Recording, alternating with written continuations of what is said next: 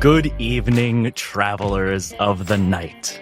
Welcome back to The Stranger, Season 3, where the immersion of an audio drama meets the chaos and uncertainty that is Dungeons and Dragons. Today, we are joined by Matt as ex-Inquisitor, twisted by arcane necrotic magics, Nihilus von Stonen. Possibly in need of help. Yet, sometimes the best way to solve your own problems is to help someone else. Asteria, as the psychic psychologist with a strange connection to the Citadel. Save the psychiatrist, save the world. Oh, I forgot to mention as Dr. Isadora Glass, but I think we know that. She needs no introduction. The other being Wit Wrangler, as a new character, Gilfaith. I'm left to wonder. Shall we walk together down this scarlet carpet? I feel like I'm missing the paparazzi here in this scene. That all being said, we are starting our third season. An exciting twist on the narrative that just keeps on twisting. In fact, I'm getting dizzy just thinking about it. So, all that being said, let's jump in to today's episode.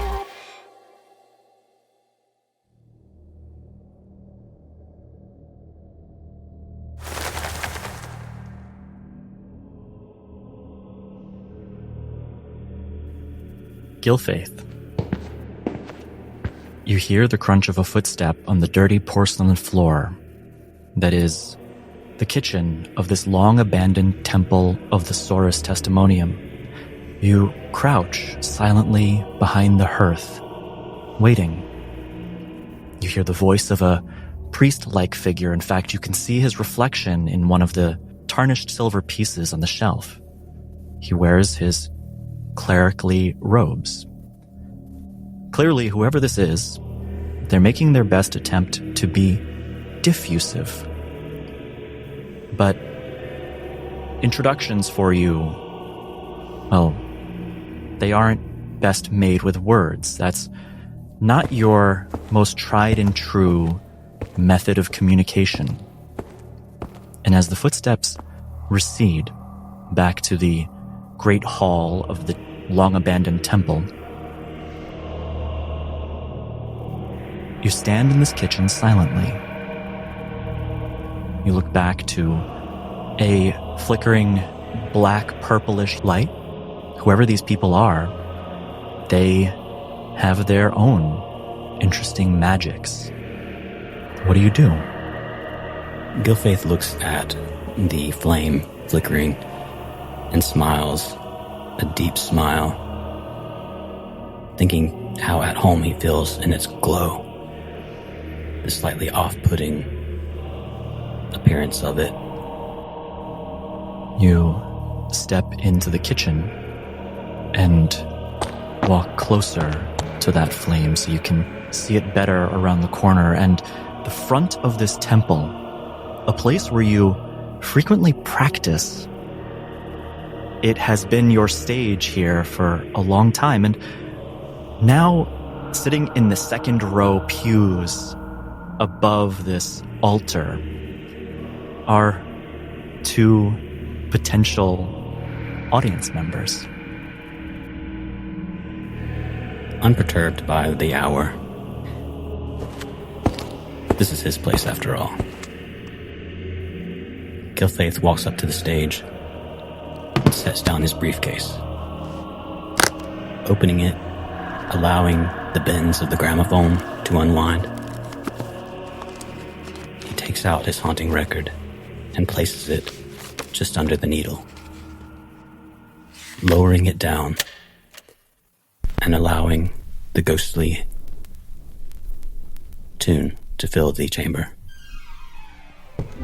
As you step out onto the stage, a memory comes to mind.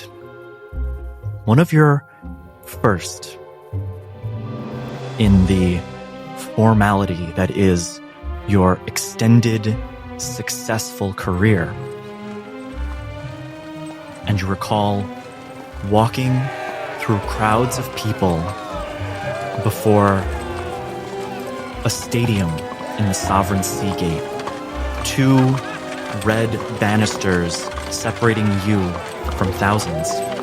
But it wasn't just you, it was several of the most successful performers at the Goldberg College of Melancholy. And as the paparazzi, they snap your pictures with these magic cameras, these crystals that will freeze an image in its space. You hear a calling out from reporters. Gilfaith, what is it like to be one of the 3 candidates to go on tour on behalf of the Goldberg College of Melancholy?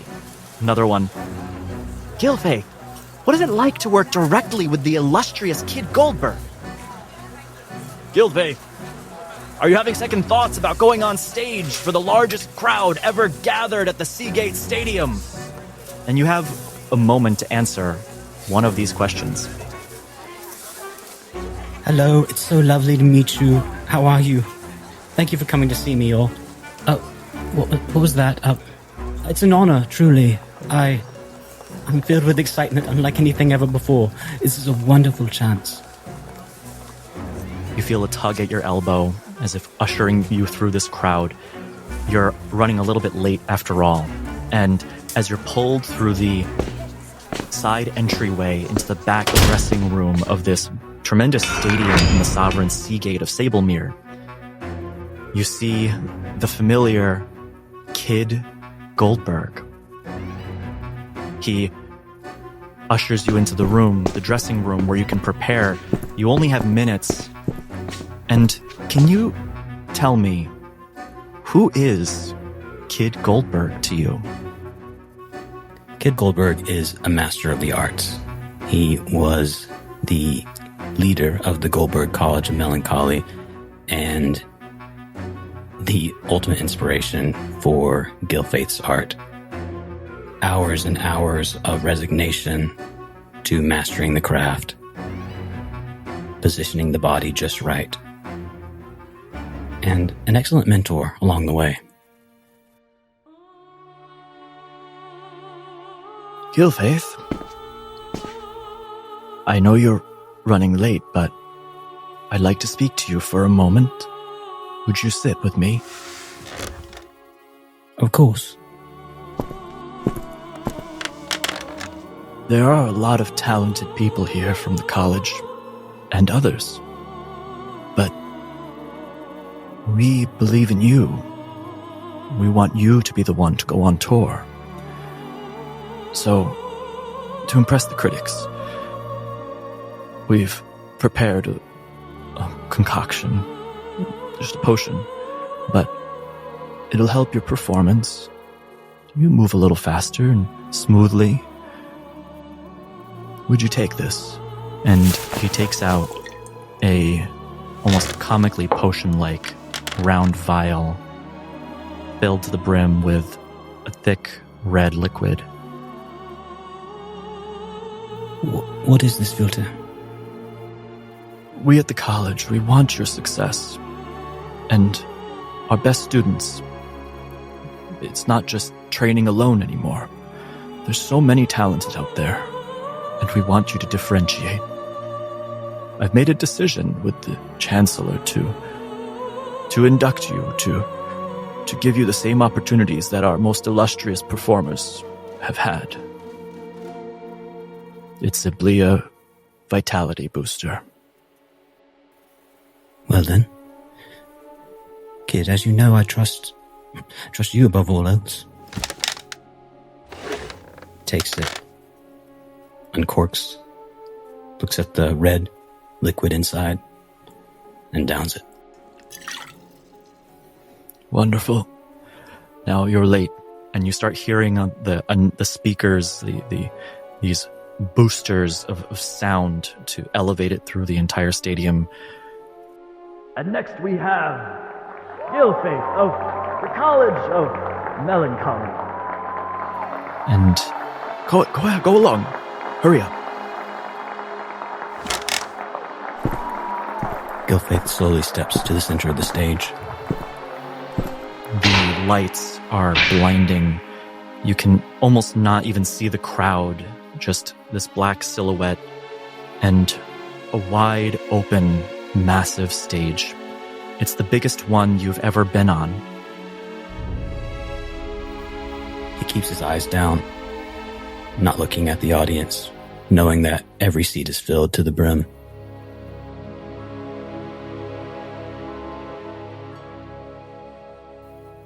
His feet are positioned heel to toe. His arms are wrapped around his body.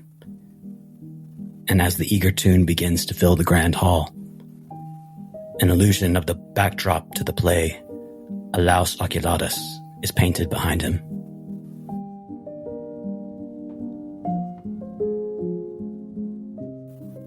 He begins by uncurling his arms and twisting in small, tight circles. With each precise pirouette, he plays the part of differentiated protagonists as they begin their desperate treasure hunt. As he glides across the stage, every ghoulish, ghostly step, he forces himself not to smile, knowing that he's delivering what this packed auditorium is paid to see. The crowd, they cheer. You hear the roar. It starts from the first row and it travels all the way back to the outer reaches. The performance, you're always careful and meticulous. But just as soon as it starts, it finishes. The adrenaline finally starts to subside. You feel your chest rising and falling with each breath. And it just came and went. You even see flowers being tossed onto the stage. And Nihilus von Stonen and Dr. Isadora Glass, you see as this gentleman comes out, sets up this gramophone, and plays this haunting music, and that same performance that he made the first one is what you see. There's no verbal introduction, but finally, having not looked at you once, at the end of the performance, he looks up towards the upper row and bows. And I'd like for you, Gilfaith, to describe what they see. As he comes up from his bow, he says, "Oh, you've caught me in my element, as you can see." There's almost a bashfulness to him being seen at the end of his performance, and yet he stands there, dressed in much too form-fitting cream tights, darker still from that of his pallid complexion. A confidence radiates from him, as that of someone who has faced adversity in life and risen up from it. His toned body, combined with an expressiveness that pivots to a boyish charm beneath loose platinum blonde locks, accenting intense features and silvery eyes that have seen their share of grief. Nihilus and Dr. Glass. The performance ends. Well, it's not what I was expecting for a nightly visitor, but certainly welcome. As he looks towards Dr. Glass. Dr. Glass stands stone-faced, appraising him. She has learned about herself that, strangely though, they're not her type in other ways. She seems to have a weakness for handsome young men. She seems to have an auntly affection for them. Felix, Emile, somehow they get in under her armor. And she knows as a psychiatrist that people are usually the last ones to notice their own weaknesses. So Felix and the Van Thorns and the Hunter surely noticed it a while ago. And this man was sent for her, wasn't he? She would love to do an insight check with disadvantage because she has... Is it 3 levels of exhaustion? Have we rested? Is it only 2? This sequence is occurring between going to bed in the last session and waking up in the morning. However, you can presume a long rest in that time. A 13 insight. I'd like for you to roll either persuasion or deception as appropriate in secret for Gilfaith, and then tell us what Dr. Glass can observe. I believe it was 24 for his persuasion. What the? Wow. I think, given that Dr. Glass is trying to be insightful and understand Gilfaith and their intentions to determine whether they are nefarious, I think with a 24, you will be able to communicate very well. What can you tell us? With Dr. Glass's concerns, as she looks at Gilfaith and he says, "Allow me to shed a little light on the subject." And the dancing lights that he had emitted for his performance to match the flames that he looked at earlier all collect nearby so they can see a closer look at his face. And he runs a hand through his platinum locks. And in that moment, Dr. Glass recognizes from the tabloids, from the newspapers that were circulated back on the mainland, this person's no threat to her seeking her out. This person's a celebrity. And I do remember the tabloids a bit. There was a celebrated dancer and there were unexpected deaths in the audience of one of his performances. There was buzz, but it was just very shocking. It wasn't like... As far as she remembers, it was a very strange thing that happened that people were talking about, at some of the parties, a little bit. And persuasion versus insight is so tricky because it's not as adversarial, but you beat me, quote unquote, by more than 10. So I'll just tell you right out, what she wants to know is, did you come to this place looking for them? Did you expect to find us here? Do you know who we are? I know that's tricky for you to answer.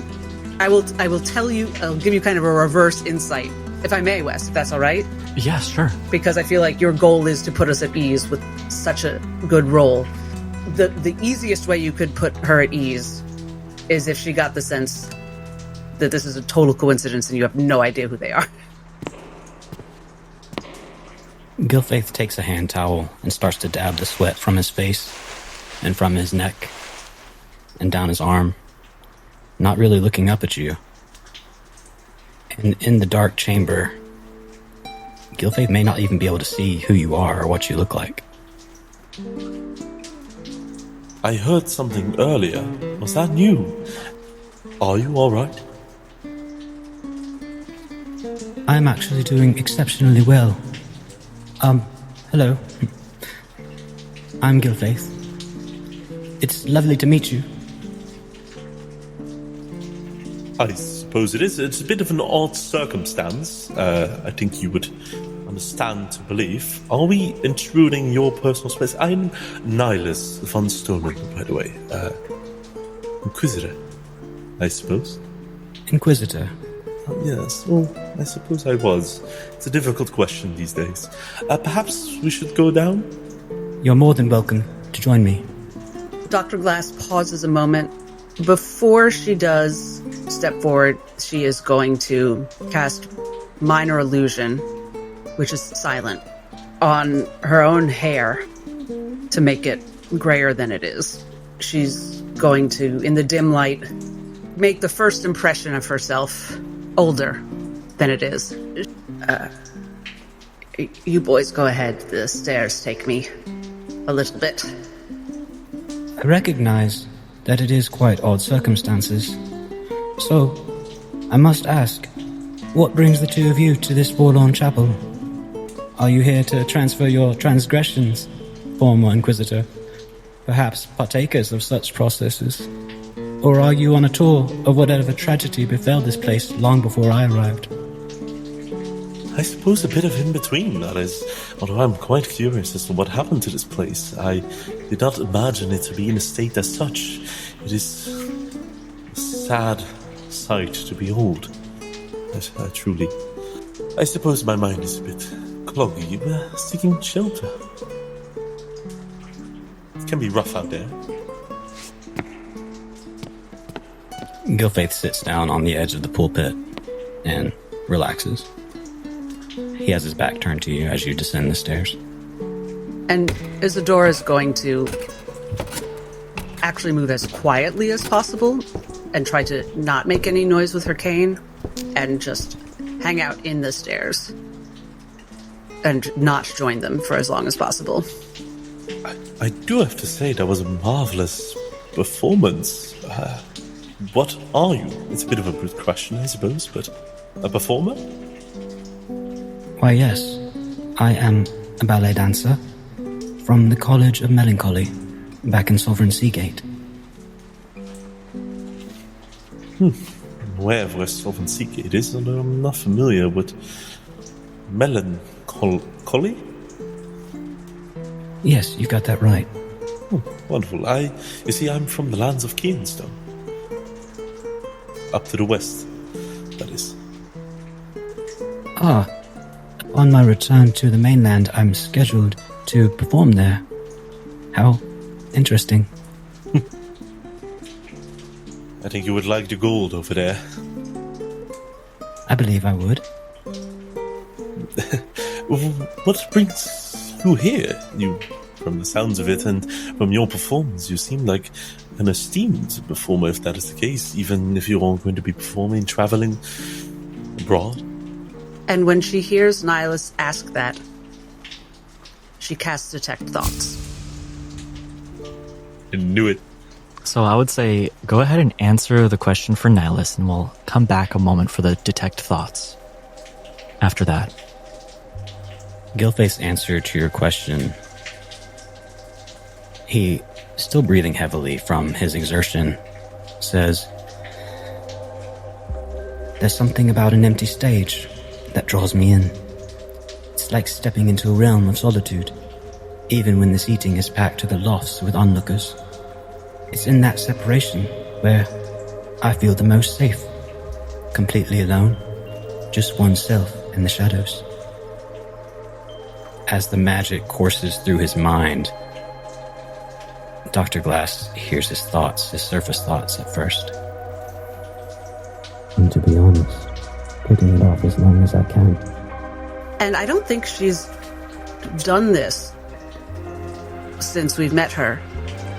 But she is going to press below the surface thoughts. Oh, how interesting. Gilfaith is going to resist with a... what kind of check? It's wisdom. DC 15. As Dr. Glass tries to press into Gilfaith's thoughts, he tries to resist with a nat 20 for a 21. And I believe that he recognizes the intrusion. Yes, which is why she's never done this before. And you feel, just as the surface thoughts are grazed with a nat 20, as it delves deeper like a needle piercing into the brain, you slam the door on that unwanted access.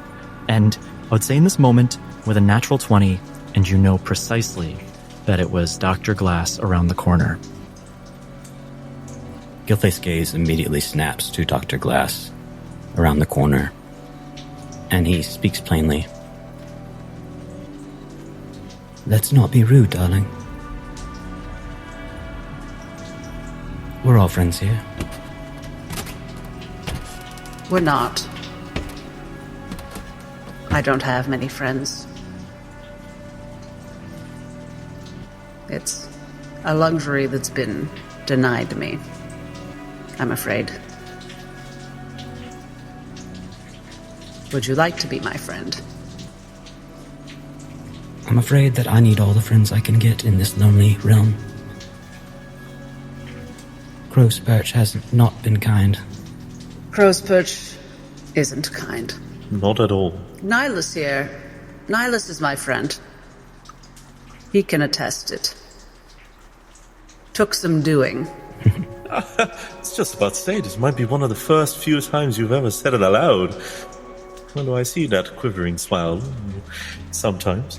But thank you. Yes, I do consider you a friend as well, Dr. Glass. Well, you did just save my life, and perhaps all of reality, which don't let that happen again. I'm sure you'll pay it back to me sometime, as if you haven't already. This might sound a little bit odd. A Gilfaith, it is, right? Yes. I think what you did is wonderful. I'm not much of an expert when it comes to these kinds of ballet performances. I'm not sure what you would call it. But back in Cairnstone, my mother is an absolute fan, Alyssa from Von Stonen. Might I have your autograph, perhaps? And with a flick of his wrist, he summons this magical, beautiful elastic quill. If you don't mind, that is. Gilfaith's eyes go wide, looking at the majestic pen, and he eagerly takes it and says, I must say, I've never signed an autograph with such an illustrious pen. As you start to write, nothing comes of it. There's no ink on it. Then he mentions, oh, it's whatever color you'd like. Just think about it. All right. Begins to write, and after just a few moments, passes back the parchment and quill to you.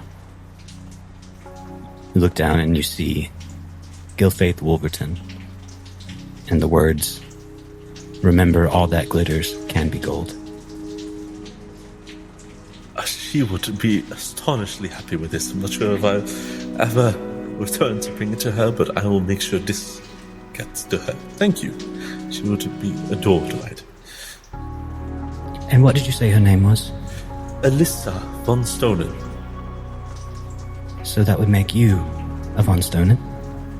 It certainly does. Back all the way from a little town called Stonenvale.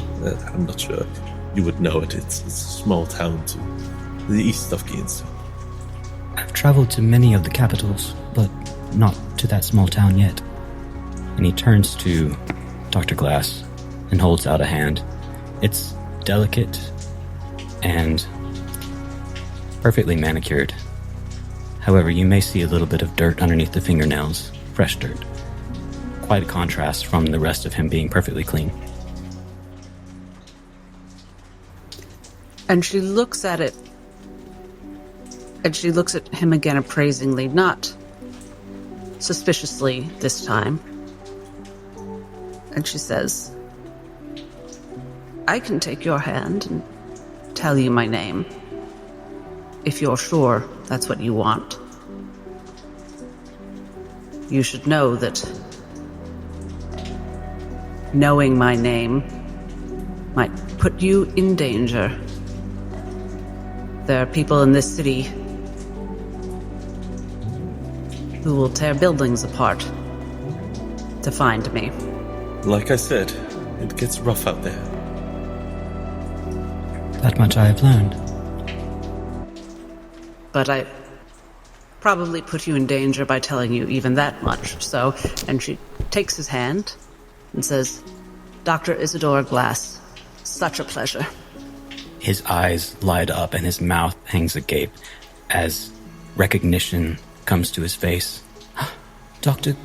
Isidore Glass, is that correct? Yes. Oh, I know you. Another sovereign sea gator. Yes, I researched different doctors, and you were on my list of people that I looked into. Really? And then he stops talking as if he may have said too much. Which I think she clocks, but she doesn't press. Well, that's very charming indeed. I must say I know of your work as well. He smiles. I don't believe I ever got a chance to see you on stage, sadly. I was in Glave's Watch for the bulk of my career. Well, now you've had a sample. I don't know very much about Glave's Watch either. That's where I'm from. originally. But I had to leave a few years ago. If you are wanted so much as you say, then perhaps you are quite formidable as well. Yes, I am. Though perhaps not so very at the moment. Maybe 3 middle or 2. And then rocks fall, and she dies, and I die in real life for making that pun. I was cracking up behind my mute button. I think we're all getting a bit tired. It is late. We were planning on taking a rest and looking at things tomorrow. Are you alright with that? I feel like I'm intruding on your home. Oh no, this is not my home. It's just where I practice and stall, honestly. You see, I'm headed somewhere tomorrow that I'm not excited to go to. No? What seems to be troubling you? If you don't mind me asking, that is. In the talk of friendship, I know first steps are often the most difficult to take. However, I am in search of people that might be formidable themselves. Protectors, you see. I was escorted here by an Officer Moultrie, who has unfortunately had to leave my assignment of him. Escorted to this island, or? Yes, a bodyguard, so to speak. I am in need of those. And he has been a faithful companion up to this point, but has had to leave me here. Maybe he's with Trevor. I've lost my bodyguard as well. Oh, that's how interesting. Oh, but you see his face drop a little bit in thinking that you might need a bodyguard too.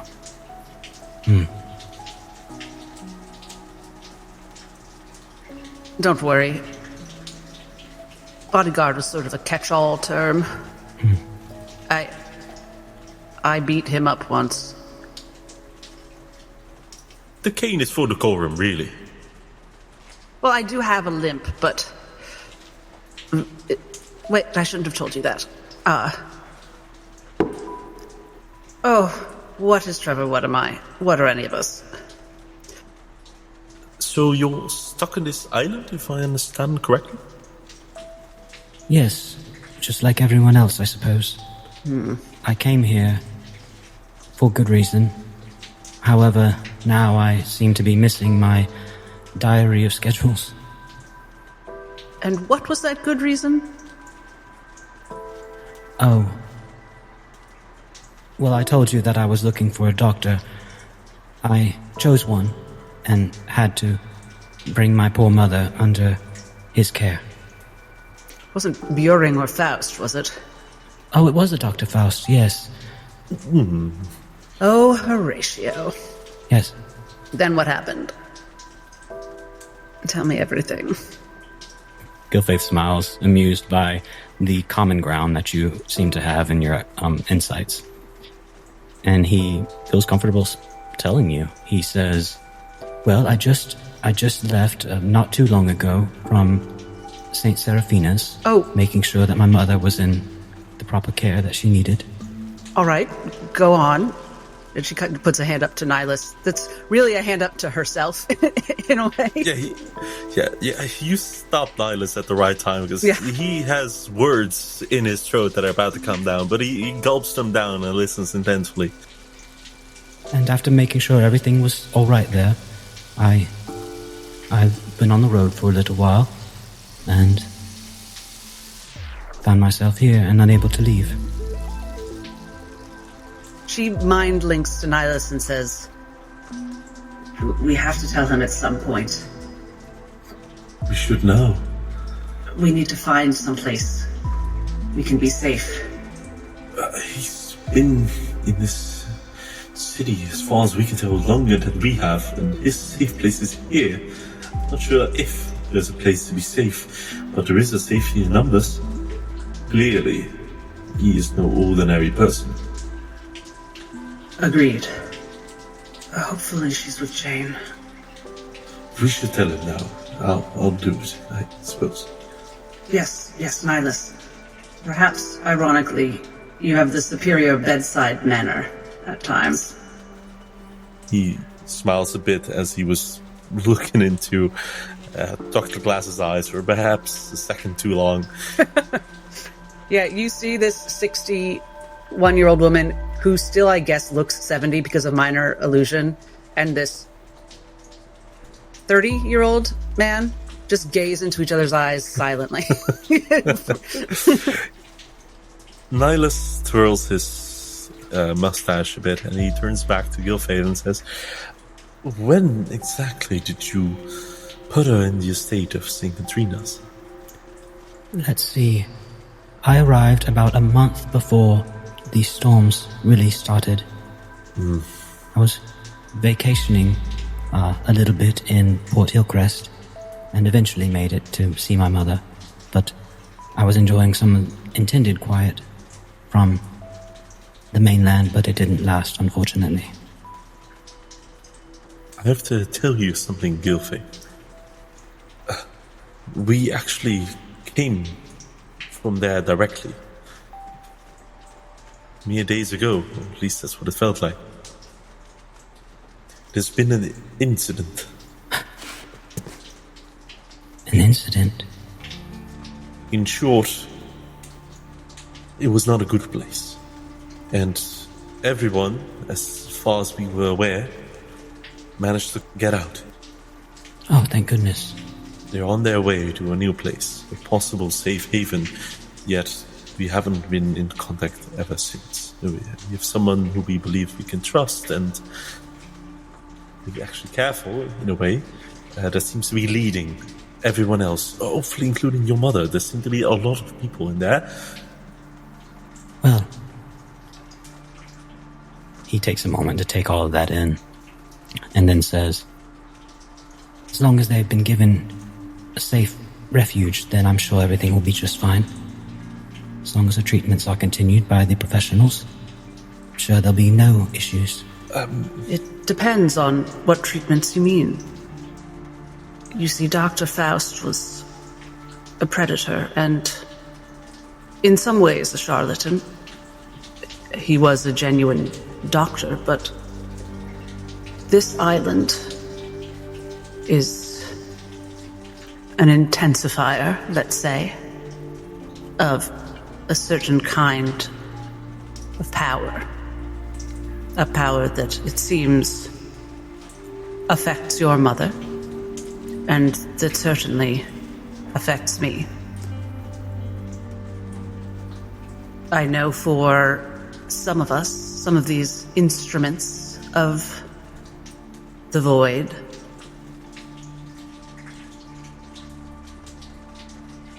this power can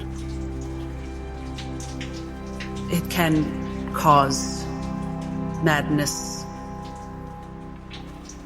Well, I'm reluctant to say it's madness because it's unclear whether...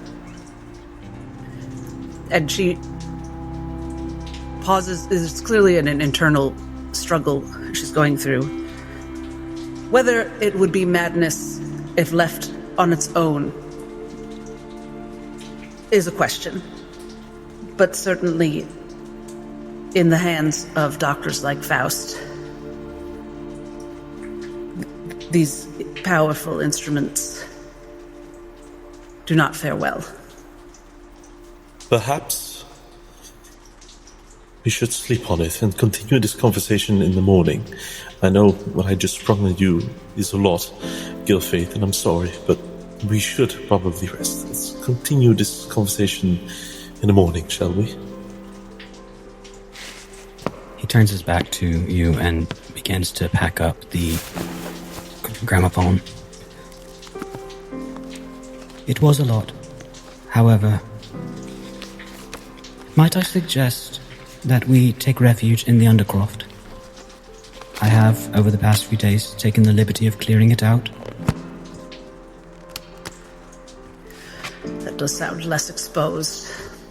Certainly does, as he twinkles his hand and the open blue hue flames disappear completely. You retire down the old wooden staircase to the subterranean cellar of the temple and find your rest for the evening. A light patter of rain is what greets you as you wake up in the morning. And you have a long rest. Oh look, rain. I guess that's another excuse to wait another day. Wait for what? I suppose I did not answer your question last night. I have been summoned to tea with one of the noble families, and I'm very much not looking forward to it. I mean, tea would sound great right about now. I'm guessing not the Meridials or the Gaspards. So the big old V? He thinks for a moment. I believe the last name was Van Thorn. We're aware. We are aware. And which Van Thorn in particular is to be your host? I believe I'm to meet with Lady Evelyn Van Thorn. Curious. Dr. Glass. Yes, Nihilus. How sometimes the name somehow, just thinking back to the old brain tinker, somehow the name sounds familiar, Yes. doesn't it? Yes, it does. It rings several bells. Loud bells. Did I tell you, Nihilus, how I connected the other day with my old friend Felix? I saw there was something going on. Do tell. Yes.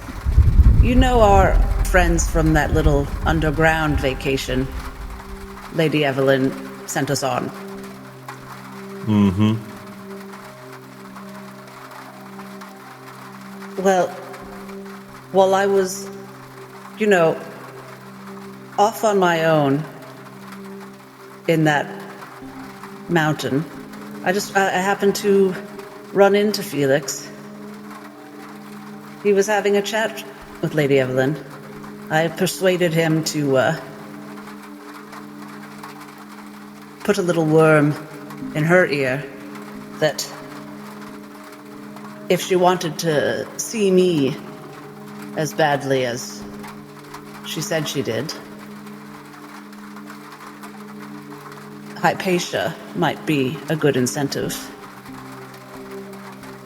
She could not bear to part with Father Patrick and all the others, but I meant to tell you in the morning I was expecting a coincidental run-in with my old friend Hypatia as a lead-in to tea with Lady Evelyn. Now I wonder if something else is happening, and she looks at poor Gil.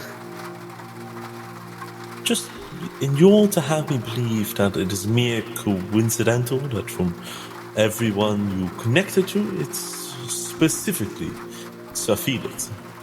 No. I was just saying that because he's here. That was me being cute. My, the two of you are certainly connected, aren't you? By hook and or crook. You speak, of course, of Lord Felix Royce. The one and only.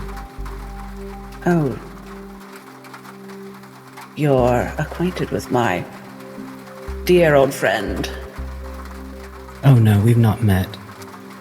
I received an invitation close to a little after I arrived here to a party, but I had to turn it down. Her hand is twisting around the head of her cane to the point that it's grinding a bit against the floor. Why were you invited to that party? Are you a friend to the Van Thorns?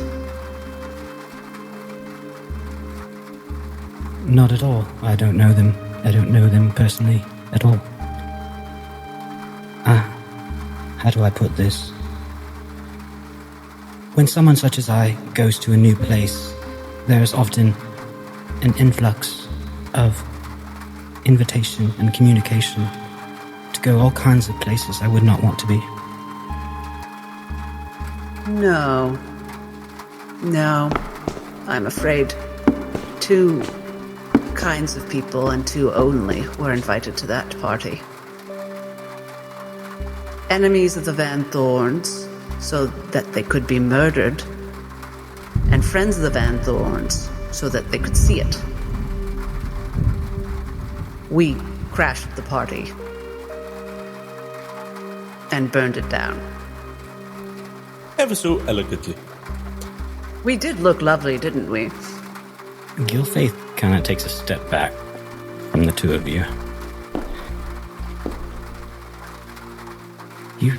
You two have a lot going on, don't you? That's what I'm trying to get across. He takes a deep breath, steels himself. Well, if they were deserving of it, then I would not want to arrive alone. I avoided the first time, and I don't know that they would allow me to avoid it a second. I'm just asking why they would want to kill you, or why they like you enough they think you would want to watch while they kill others.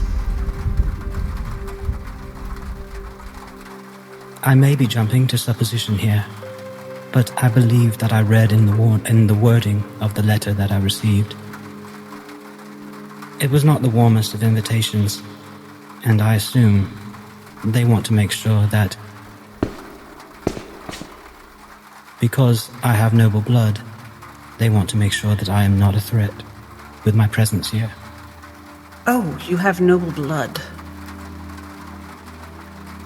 Felix is such a climber. Could it be as simple as that? What an ass. Could Dr. Glass make a history check, DM? Certainly. I would love to. I'm sorry that it will be with disadvantage. Would have been a nat 20, but instead, it's an 18. Not bad. That's not bad. And I'm not even great on history, but I got two really good rolls. Would have been a nat 20, but she was just thinking about that fucking Felix. With so much other things going on in your life at the time, you probably didn't think of it as at first. However, with that outcome, it's possible that one of the more recent headlines that shuttled Gilfaith from local fame to international fame was the revelation that he is the bastard son of a marquis to a country to the north. Yeah, so she's saying, is that all it is? Noble blood, what an ass. I couldn't agree more. Yes. Anyway, Hypatia was invited too, so I think there were also connections. Likely didn't have to be that direct to be murder-worthy. It didn't seem out of the ordinary to me, but the news that the two of you share is quite surprising. You hear the wooden old doors to the temple on the floor above open, and maybe 3 sets of feet stepping in.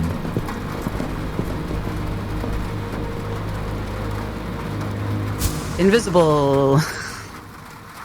If I am to summarize from my understanding of the situation so far, I'm not quoting here, but the enemy of my enemy is my friend. And now I am quoting from Trevor. We shouldn't look at a gifted horse in the mouth. I never understood the phrase, but I think it is quite befitting in this situation. I think it's rude to look anyone in the mouth. she says invisibly. Where can we go? Do you know of another place, Mr. Wolverton? Or... I believe it would be best for us to make our leave of this place, though. Yes. There seems to be an exit there. And perhaps... Let's get some fresh air first. And he leaves. You walk to the cellar entrance, lift a metal bar that keeps it shut, push it open as you step out onto the open streets of the Citadel. So we don't see any, goons immediately around us, do we? The last person to step out is Nihilus. And unbeknownst to Nihilus, that skull that hangs on his book, its eyes, they illuminate for a flash. And somewhere in the temple, the altar cracks. But you step out into an alleyway, into the open air of these streets. These tall Victorian-esque buildings, they lean over, almost shoddy of make, over the cobblestone streets. There are tapestries that line above you, and you only see the sky through cracks. Water, of course, in this place is hard to come by, and so when it rains, it's collected and gathered for use. And as you step onto the streets, you don't find goons. You step out into the main road where you see the multitude of people moving now for the day. The miners heading towards the Citadel for their shift. The impoverished who live out in the open air. It's those somewhat more wealthy middle class who will find themselves in the climate-controlled interior wall that surrounds the Citadel. And of course the spire in the center, where at the top we presume absentee King Thelonious to sit on a throne in solitude, and at the far bottom the multitude of noble families living close to their mines where wealth is generated.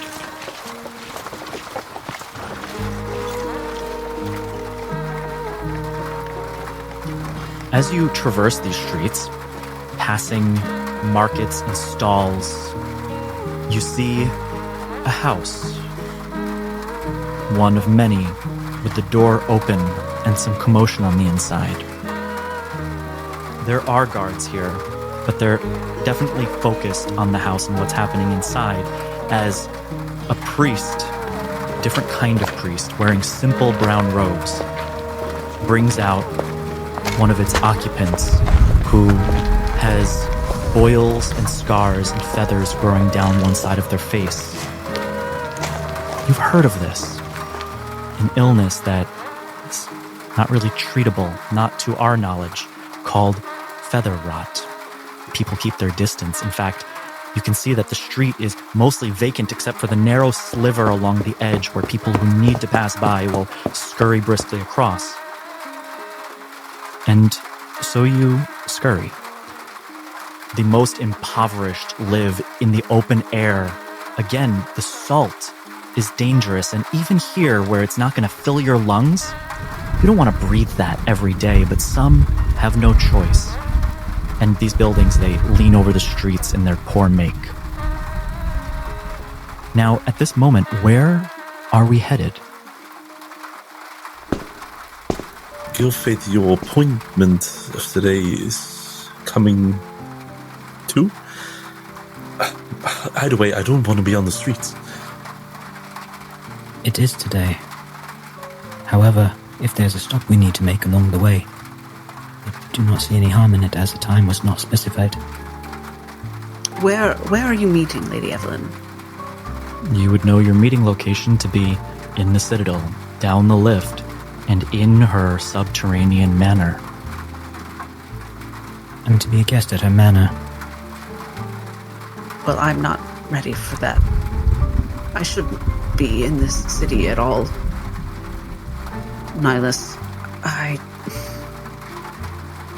going down that lift is exactly what Esper saw. I'll do it to free Hypatia, the others, but I'm not just waltzing in.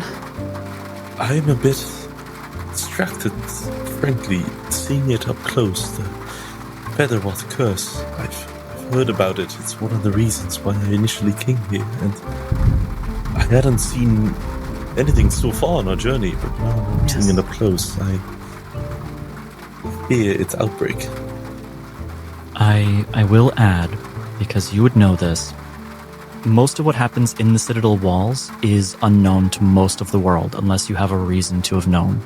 This, going all the way back to our first session 0, Port Hillcrest is a wonderful destination retreat.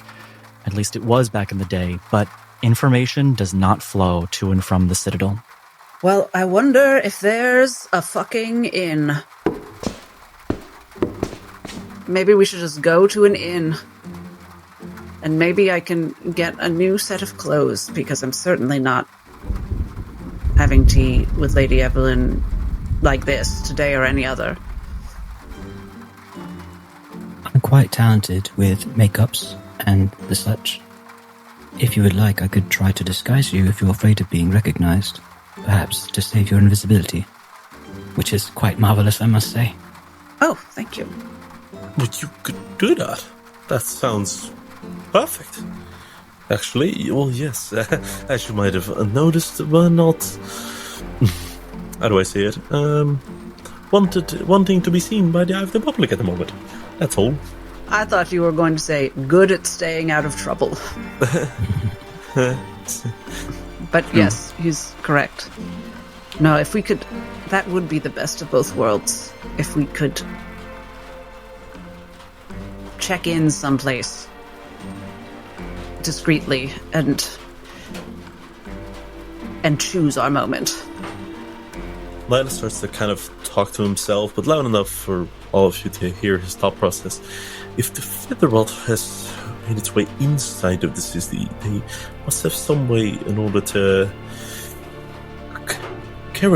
quarantine it, contain it. There must be some form of medical facility, and surely a place where everyone would be able to go to. And where else, or where best to go get information than to... Well, there.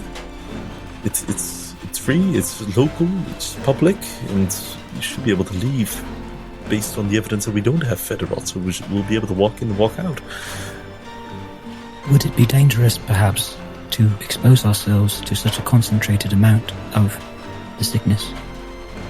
Don't know much of it, but I do know that it's...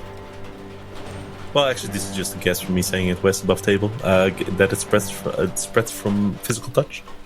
Please roll a history check. Now, the DC on this is going to be an 18, because information on Featherrot is just as closely guarded as information from within the Citadel walls itself. May I roll a medicine check, though, to see how I think it might be transmitted based on the symptoms? Please roll a medicine check as you look over that hostage of the priest and guards who passes by you. With disadvantage, obviously. With a disadvantage, Nihilus rolls for a 19 on history. 11 on medicine, which I think is fair. As you conspire along the city streets next to a window mailbox near an alleyway, the rain lightly patters, not enough to make you wet quickly, just a drizzle. And you see this sorry-looking person walk by. They look sullen. They have bags under their eyes. You can even sense that they've been hiding themselves, probably because they fear where they might be taken should their illness be found. And with a 19, which is a pass, you recall your priesthood would discuss the various illnesses and afflictions that other temples might be dealing with. And there's another religion called the Sundered Divide. They're godless people, Nihilus. They don't believe in one Saurus, Lazarus-like God. Instead, they believe that there's a little bit of godlyhood in all of us. And if we find our inner peace, if we assemble all pieces of godlyhood amongst all of ourselves, we can ascend to the promised land, which means flagellation, which means self-punishment. It is a constant grind for self-improvement. These people are known to also be dealing with what they consider to be heretics among their order, those who have failed to find themselves, to reach in and pull out that small amount of godlyhood, and those are the afflicted of feather rot. You know of this illness that the way it spreads is feared and unknown. Contact is a certain way to spread it. But sometimes people even say water. And if you drink tainted water, it may spread the illness as well. But we don't think it's airborne. You wouldn't know for sure. The Sundered Divide technically Isadora's family's religion, though her father rejected religion. I know that those who are directly dealing with it can become inflicted. It would be higher risk. But perhaps if we keep it to a limited amount of time, it is worth that risk. And also, if we were to understand how it would spread, we could be better aware of it. I still think it's worth it if we need information. What have I been saying? And first of all, there are no travelers here. But Nihilus, you and I are healers. We should find some house of healing and offer ourselves. Infiltrate it and stay there. You create water, pure water. I heal the body and the mind. And it's a place where many belowborn fear to tread. You're right. I think that's a wonderful idea. Let's go there. Where is that? No check is needed. The guards and priests, they walk by you. This man must be taken to a house of healing. That's the only place that if somebody's sick like this would be taken. And so you can trail behind. Keeping a distance, you follow your way along the cobblestone streets, and you do see that while you're approaching the spire, you turn off on the last street on one of the inner circles of buildings that encircle it, and you see this 4-story, large wooden structure with windows that are all open, curtains drawn, flattering in the wind. And that man, he's led in by this priest through the front door and leaves your view standing outside this building. Well, this is it. Whew. You want to do the talking, Doctor? I suppose so, though. Mr. Wolverton, I'm sure you have the most silver of tongues, and I'm still not at my best, but if I'm going to be a doctor, I'd better head. And over the table, I'm remembering my custom background feature of trust me, I'm a doctor, so hopefully this will just work. I neaten myself up as much as possible. Do either of us have prestidigitation yet? I don't think so. Oh wait, I turn to Mr. Wolverton. You said you could help spruce me up. Certainly. Not too fashionable. I'm just, boring matronly doctor, please. If you can imagine such a thing on me. Let's find a spot that's covered by the rain so the makeup doesn't wash. And pulls you to the side, hopefully out of sight from the main road. You find yourself behind a wrought iron gate under a weeping willow tree and a statue just to the side of this building, where you're able to apply this is a disguise kit, basically. Where you're able to basically apply these adjustments to Dr. Glass. Nihilus stands in queue. And Nihilus next. And I would say For fairness, you look as good as you can. In fact, maybe better than you should in your state. Prestidigitates all three of us to give us a fresh look.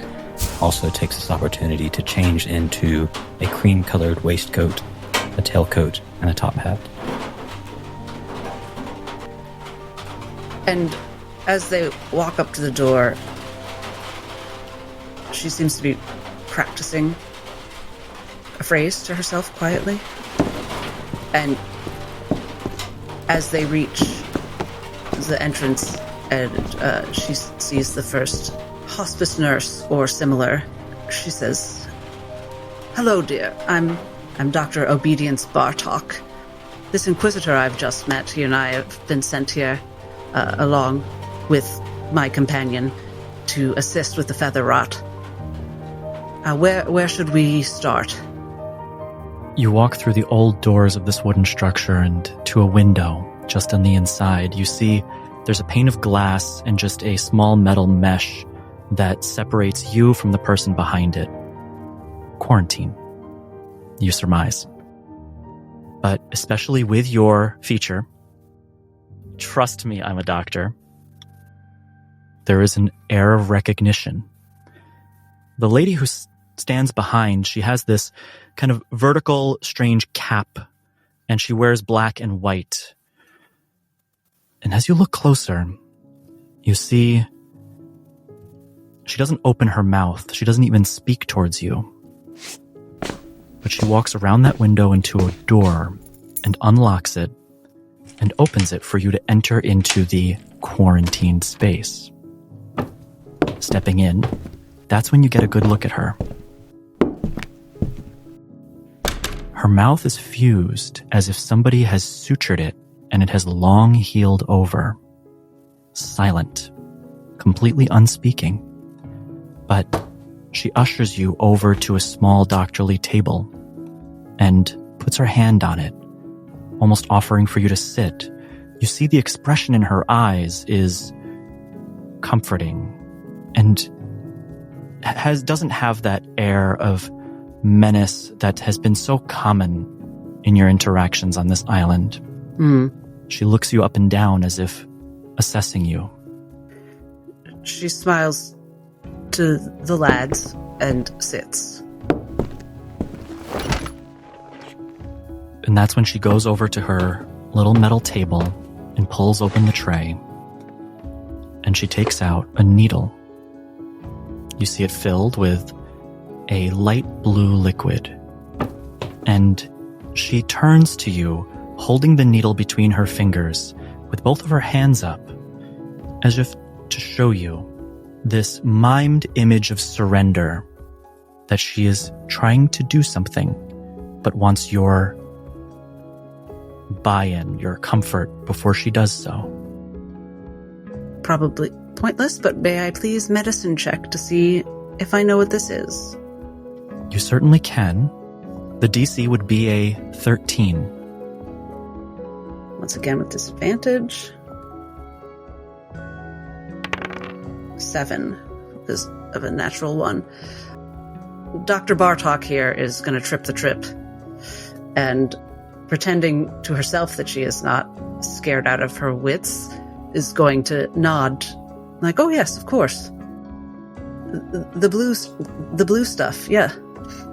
My favorite." She takes your hand. Her fingers are cold to the touch. How cold, Wes? Not like dead body, strange cosmic horror, like somebody with poor circulation. Okay, thank you. Kind of like me, I'm always freezing. Yeah, like Dr. Glass doesn't even notice because she's the same way. And she turns your hand over to reveal your arm. And she slowly and with talent inserts the needle and injects it. And the first thing you feel is a coldness spread amongst your arm and to your body, but that quickly dissipates, as I'd like for you to remove all levels of exhaustion. If you insist. Yes. And she then goes into the drawer and takes out a small yellow ribbon and pins it to your clothes. You can only presume this to be something that signifies you to be safe and helpful. And she nods and whispers, "Excellent technique." She looks over to Gilfaith and Nihilus with that needle with some still left in it and waits. No, please use a different needle. I have some in my... She looks over towards your purse, and as you take it out, she takes that other tip to the needle and pulls the one off. If we're saying hypodermic needles exist in this age, then we're going to model needle usage. Yes. Not that kind of celebrity. Roll for Impact does not endorse needle sharing. No sharing needles, no. She takes the other needle tip that you hand her from your purse, and she replaces it, and you have a fresh, sterilized hypodermic needle in case anybody needs it. And fun fact, hypodermic needles are an appallingly recent invention. You could look up how this likely would have been done. It sucks. Based on Dr. Glass's reactions and movement and seeing how she seems fine, maybe even better than fine, who knows? I think it has to be noticeable how much better she looks. Nihilus will proceed the procedure and follow step in line, offer himself. And she does so. She injects the liquid, and any levels of exhaustion that you have are gone. Gilfaith holds out his hand, almost eager to be accepting of her and to connect with her, feeling her difficult life that she must have, being surrounded by so much hardship and almost drawing on that negative energy and feeling a sense of empathy with her. He holds out his hand and wonders if she'll take it. She looks you in the eye. She looks down to your hand, and she takes it. He smiles, feeling the cold of it, and says, "It must be exhausting. Being in healthcare, being asked so many questions, expected to answer them." He lets go and crosses to a window.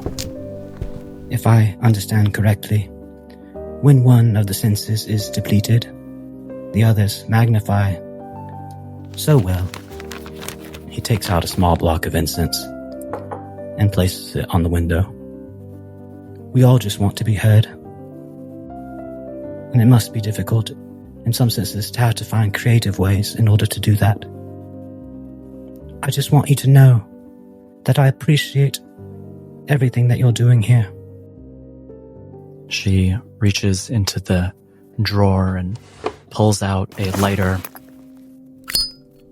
flicks a light on the incense, and uses her fingers to pat it out so it will slowly burn down. And she silently stands, she puts her hand onto that bedside and looks towards Dr. Glass, but of course, unspeaking, you have, as a boon of this pin, freedom to come and go from this place. This room that you're in, she hands you a key for it. You see there's a back room with bunks for all of the different help and support staff. But of course, in the other section will be those who are afflicted. And mentally, she says to Nihilus, "What name should I use for you? I don't know that they're looking for you actively, so should I just say Nihilus? I didn't want to presume." Most people think Inquisitor, so Nihilus is just fine. And she says to the nurse, to the healer, "The good Inquisitor here, Nihilus, might be able to help with the fresh water if you have any issues." She turns and grabs a basin. She brings it to you, to Nihilus rather, and just hands it off. How are things over here? I hear that the Federoth mysterious curse, yet its infliction is almost impossible to remove. She slowly turns her head to you and gives you the most sarcastic look with her eyes. Dr. Glass chuckles a little. She can't help it. Nihilus will say aloud, Source, I pray to you. Aquatic Flonado. And his holy symbol on his neck skimmers for a moment or two, and suddenly the bucket, almost out of nowhere, seems to fill completely. Fresh, clean water. What glows is the eyes of the skull in a flash as the basin is filled with a water that, though palatable and fresh, has a slightly metallic taste and a yellow tint to it. Yeah, sometimes I get nervous, I suppose. It's woman's issues, I suppose. It happens to the best of us, really. This should be doable. Any drinkable water is good water as she takes the basin and puts it back, now full, within the room. Usually doesn't happen. That's a bit worrisome. Can I mind link to Mordecai? We are not ready for that part of the story. Okay. I think she just glares at the skull. You certainly can, by the way. Full autonomy if you'd like. I was just going to scold him, but I don't want to steal your skull anyway. Dr. Glass. Mm-hmm. You recognize a familiar presence float through the air and into your mind. This is the consciousness of Lord Felix Royce. And for a moment, there's silence. Glass. Are you in the Citadel?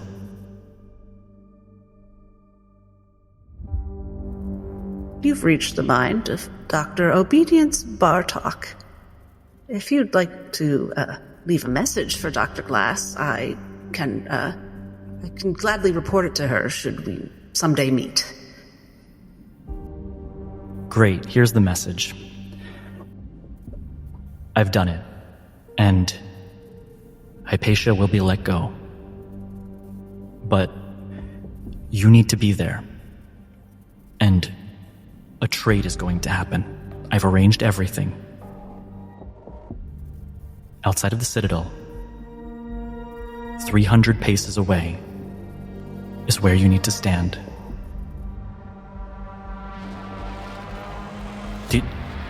Do you hear me? I was just a bit stunned that you did everything perfectly. Yeah, well, you can thank me later for that. I can do a lot of things.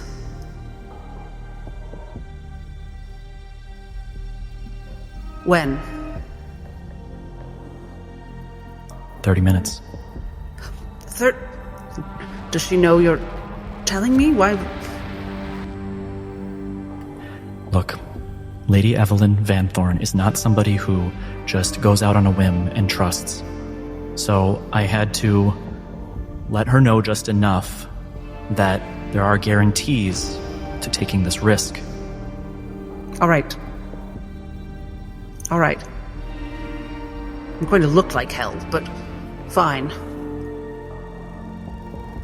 Hopefully you bought me more clothing so that I can at least change into something worthy of her presence once I'm a captive. I've also gotten her assurance that no harm will come to you by her hand. So... Really? In exactly those words, I'm sure. When does she use her own hands for anything? You know what this place is like. Will you be there? Yes. This was my idea. Good. And immediately the connection severs. I probably should have thanked him.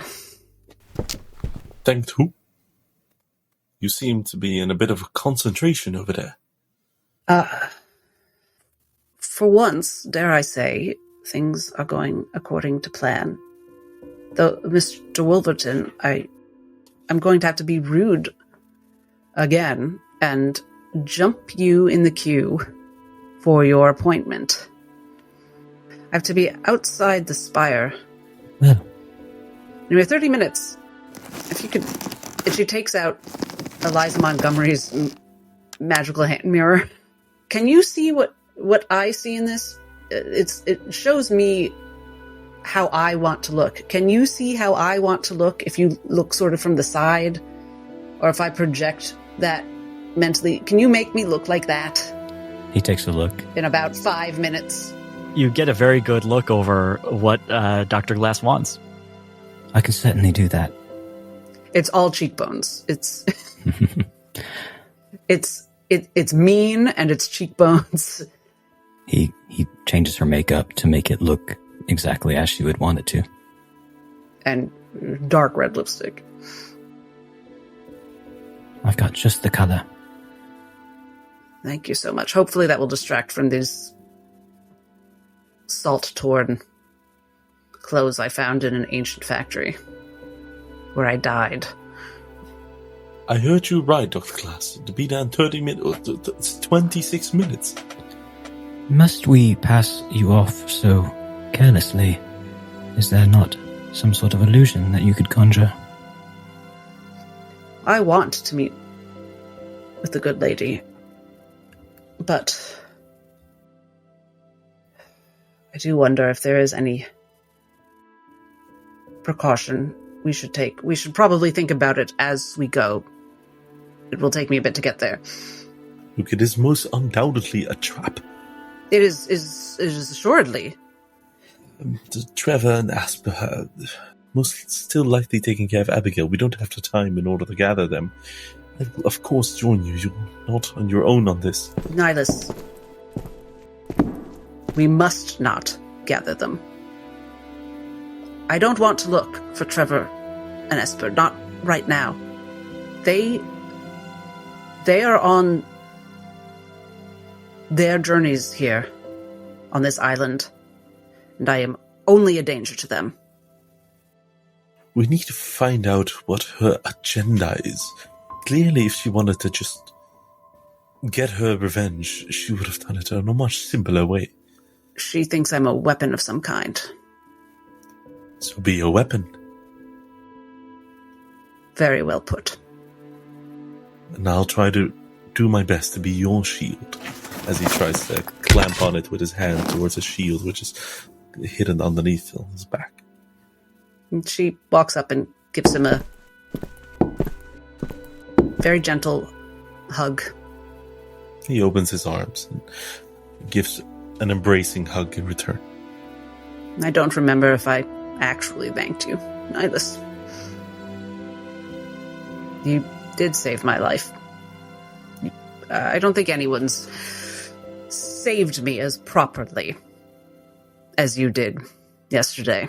That was a miracle? Yes. Sometimes that's all it takes. Let's try to perform another one, shall we? And you're quite welcome. Anytime. As he lets go of the hug. And she turns to Gilfaith and says, "And it's lovely to meet you as well, Mr. Wolverton." The two of you are certainly entertaining. Well, thank you. It's wonderful to hear. Especially from someone such as you. Indeed. And on a rainy day, it's just made me a bit warmer. Oh, darn it, this makeup is going to... Right, well... Here, take my coat. Put it over you. She, with mage hand, she holds the... Sorry, the coat hovers over her head. Silas is going to be a little bit cheeky, and on their way, on the exit towards the healer's house, he's just going to snatch an umbrella. You can do so. And now with only a few minutes to go, you step out into the streets. And like I said, this healer's house is not far from the center spire. And even from this street, you can see something is brewing. There's no people around. It's silent. You see the quick part of a curtain. Eyes look out and scan the street. Even the residents can tell that something is about to happen. And a at the end of this alleyway where the main road leads to the spire, you can see guards marching 2 by 2 towards it. I was hoping we'd at least pass a bakery or something. I'm gonna have to march to my Armageddon on an empty stomach now. Biscuit? As he offers you a biscuit from his pouch. If this is how you spent your next miracle, I have no complaints. I got it along the way, well. Well, we can't go without the proper graciousness. And Gilfaith is holding a bottle of expensive wine as a house favor. You were sent for me, weren't you? Give it here. Oh, no, this is for Lady Evelyn. We can't be rude. Fine. You step towards the main road, and as you see, the city almost looks vacant. Your stomach might even churn in this moment as you look towards the spire, and you see almost all of those 300 paces are lined by guards. At the end of it, presumably where you should stand. I'm fairly certain I'm supposed to leave you both here. Well, do you? Well, I suppose they'll tell us if I'm wrong, but do you want to march forward with us, Nihilus? Or would you rather... I don't want to leave you for a second. She takes his arm. Gilfaith, you'd be a lovely surprise, right? She was expecting me today. However, arriving with the two of you... Gilfaith's heart starts to beat a little fast, wondering if he's made a grave mistake. Strength in numbers? Yes, certainly. Walking in solidarity. You step to the front of this tunnel of people.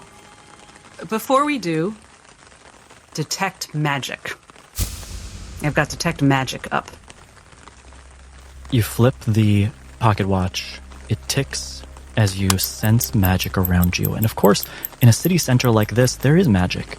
There are items that radiate and glow from the various buildings around you. And maybe that one over there, that must be a magic shop because there's a lot of them. Something, though, gets noticed on the forefront. The entire spire glows a radiant white and a pure black on your senses. It radiates with the most intense magic you may have ever seen. Stepping up to the front of this line of guards, thunder strikes as the rain picks up into a storm. And as the minutes tick down, keeping careful track of the time that Felix gave you, almost as expected, the large obsidian-like door to the spire opens.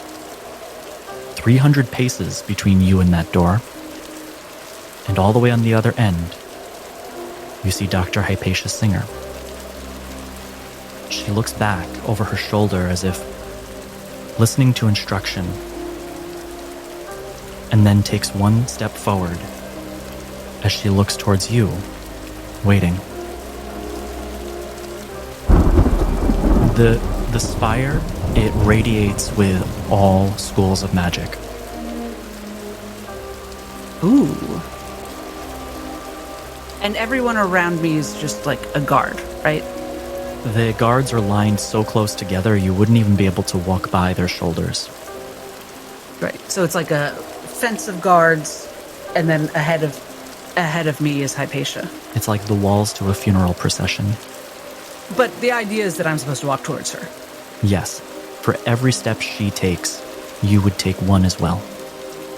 I give Nihilus's arm a little squeeze.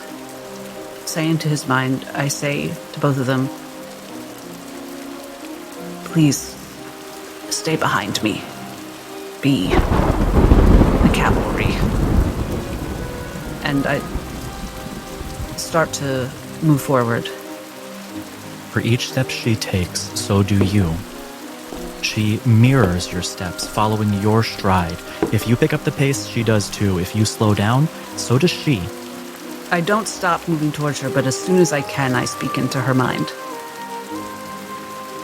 Hypatia, tell me it's really you, and that they'll really let you go. Glass. Yes. Yes, I'm here.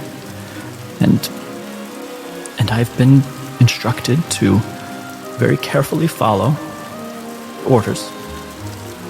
And my safety was guaranteed, but I didn't know that it was you. Glass, what are you doing? If you could get to Nihilus, ask him to send you to Jane. Okay, I will. All right, love. Don't fret. You're too clever for that. And too beautiful. And when I'm within 30 feet, anything pinging on detect magic, it's really her. There's no...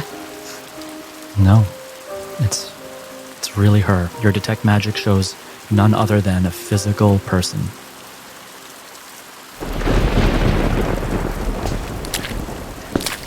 When we meet, I give her a bit of a kiss on the cheek, then a squeeze of the hand. She pulls your hand into a full embrace, and she squeezes. It's all right. Come back. Come back to me.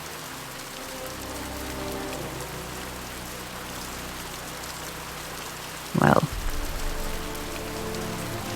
we're not the best at that, so I won't make promises. With that, her grip loosens. And she takes one more step away. Do you?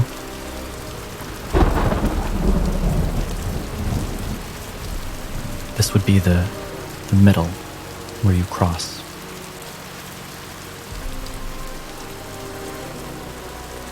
She can't help but pause. She hadn't meant to.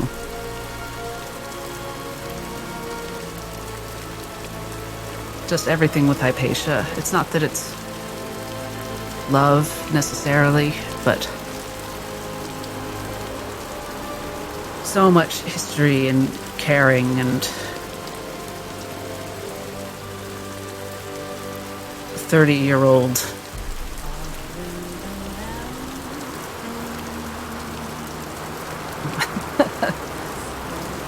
everything. To all be caught up in this. All flaring up in one instant. And she just says out loud, "I'm sorry." Don't be. You saved me. I should be the one who's sorry. I led you here. I'm always grateful to follow you down a wicked path. When she smiles at her and turns and heads further towards the spire. As you continue your pace, so does she walk out of the procession, and she even stumbles a bit as her heels clack. She picks up the speed to make it to the end of the guards, and the first thing she does, putting her hand on Nihilus's shoulder and leaning as if she's felt fresh air for the first time. Oh, my dear. Nihilus, she's in danger. I know. She wants to be here.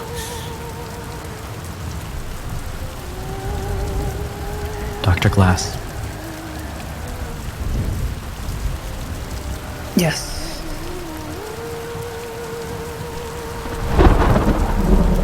The rain, it continues to pour down. Even a crosswind picks up and it batters your face. Your mage hand holding this trench coat over your head. She's forgotten it. It's the mage hand is still holding it, but it's trailing along the ground, sadly. In that case, you're soaking wet, and you get to the foot of the spire. And maybe stopping for a moment, you look around. You see the old, leaning buildings. The cobblestone here that's worn from constant passage in and out. The walls of the spire, even they are oppressive, completely encircling this center point, a dot in the middle, in this tall structure that hangs overhead. You can see it's vertical and tilts off to a jagged peak, almost like a perch that a bird might sit on. There's no windows, but you know that people live in this place. At the top, a king. At the bottom, all of the wealth of the island of Crowperch. And just beyond this open obsidian door, a large, round room. Though not the same room, it bears a familiarity with one you've seen before, where you met that terrible hunter. A lift in its center. And standing in the lift,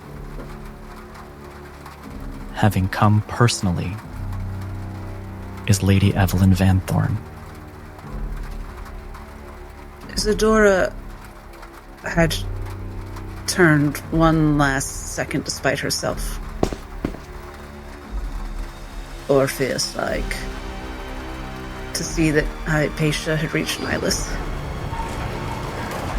And she hears the lift open. And something about that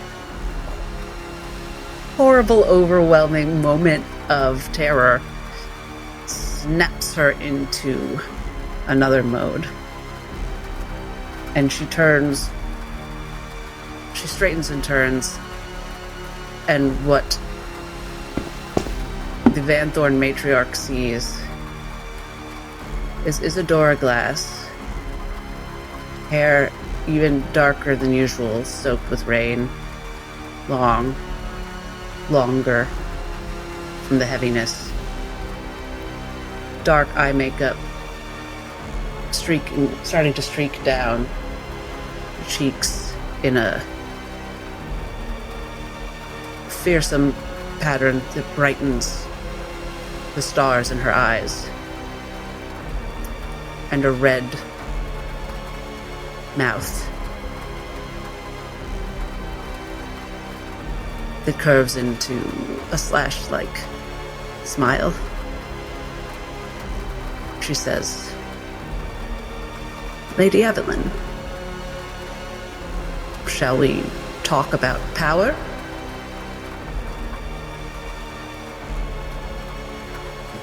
I can do better than that.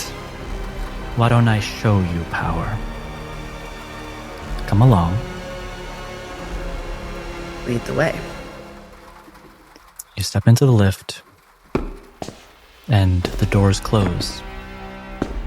She pulls a lever, and maybe at first you expect it to go down. But that's not where it goes. It goes up. It goes up farther and farther, passing various levels and potential exits, until it reaches the top, the farthest the lift will go.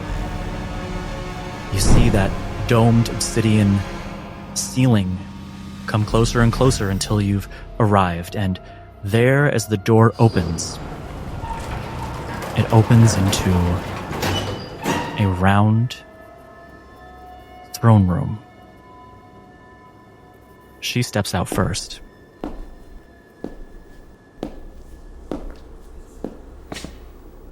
Don't be scared. Dr. Glass thinks for a moment. I sort of don't notice when I'm scared. It's all the same to you. And my detect magic is, I think, just about to fade. But did I notice anything on her in the lift? All of her radiates with magical energy. It's hard to discern because you're in the place that radiates magic. The walls themselves glow brightly, and it shines almost like a blinding light on anything you might be able to try to detect. But on the inside, a core to Lady Evelyn Vanthorne, there is magic, and it's similar to that of the spire. But then if I weren't even a little scared of you, what would be the point?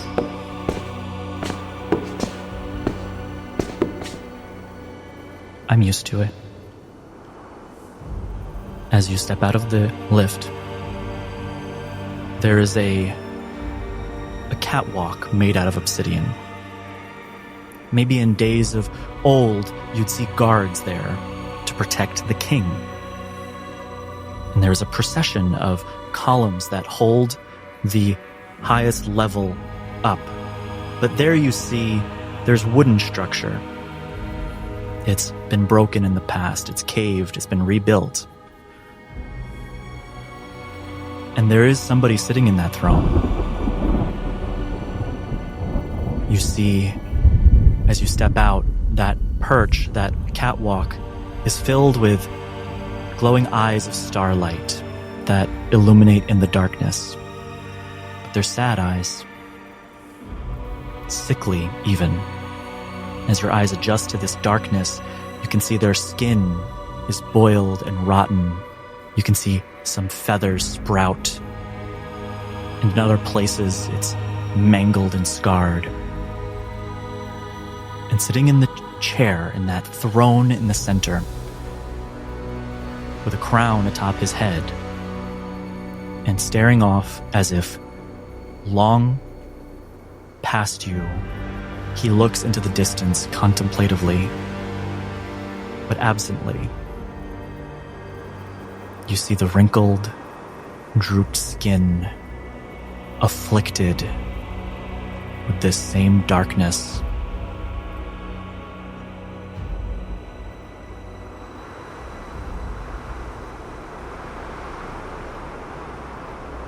She looks at Lady Evelyn. So you did need a doctor. I asked you that directly. There's nothing a doctor can do for him. Maybe not a doctor. Oh, so now you're the doctor. Is that who you are, Dr. Glass?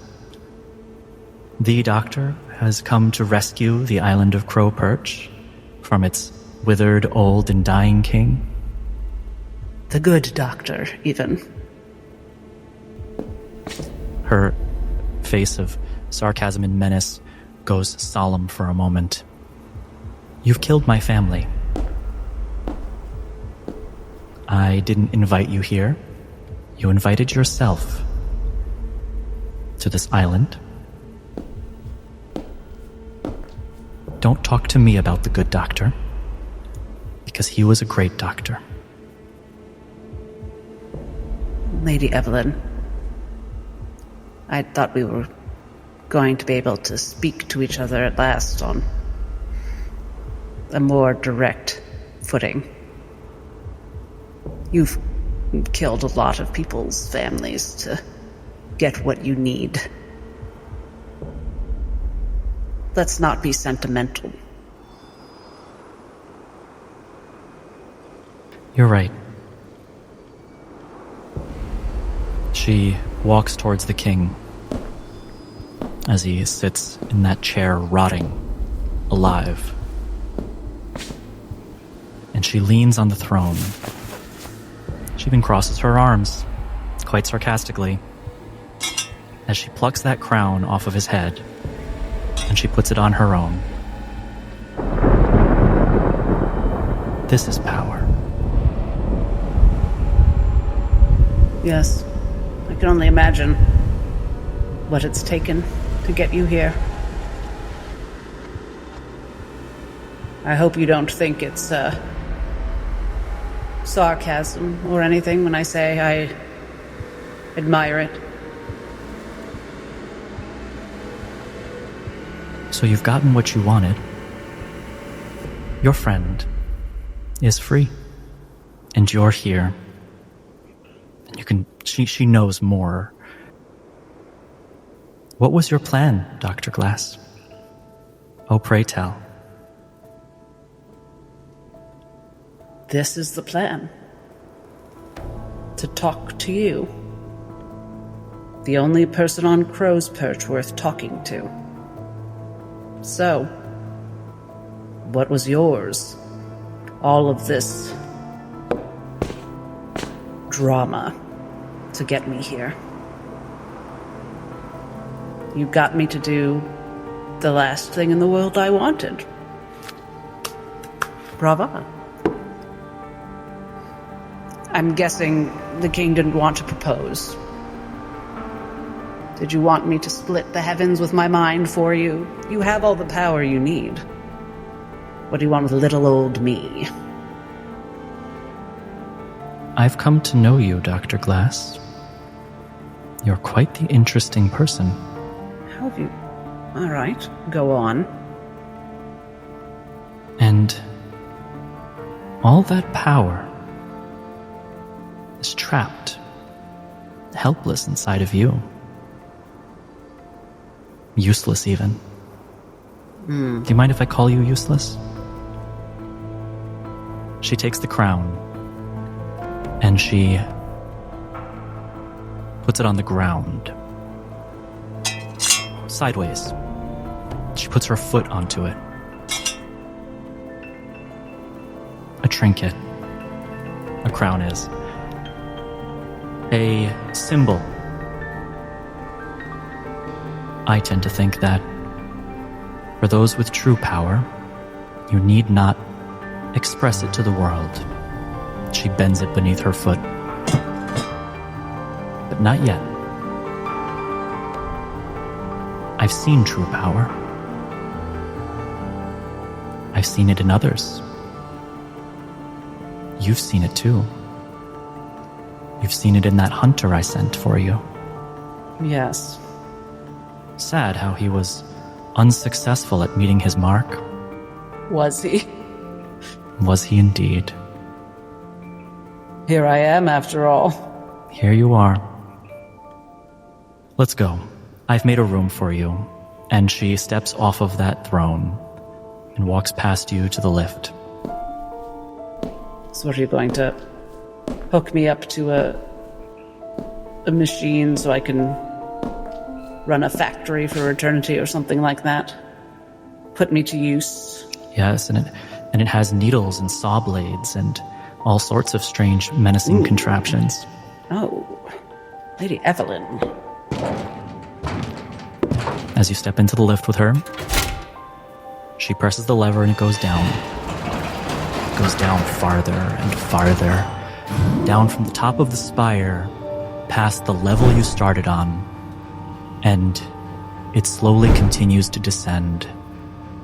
You can feel your ears popping with the pressure from the depth into the earth that it goes, and finally it reaches not the bottom level, because that would be the mines, but it reaches that level where the highest order of nobles would live. And the doors open, and you see this massive cavernous room, and a light above, almost representing the sun. Manufactured, it must be. There are buildings here that are tall enough to reach several stories. And of all things that were unexpected to see down here, real, lush, fertile grass and farmland. A proper kingdom underground. And the whole way down, if anyone was reading Isadora's thoughts, her surface thoughts, they would have just heard her thinking on a loop, she needs something she can't just take. She needs something she can't just take. But when she sees this is so much power.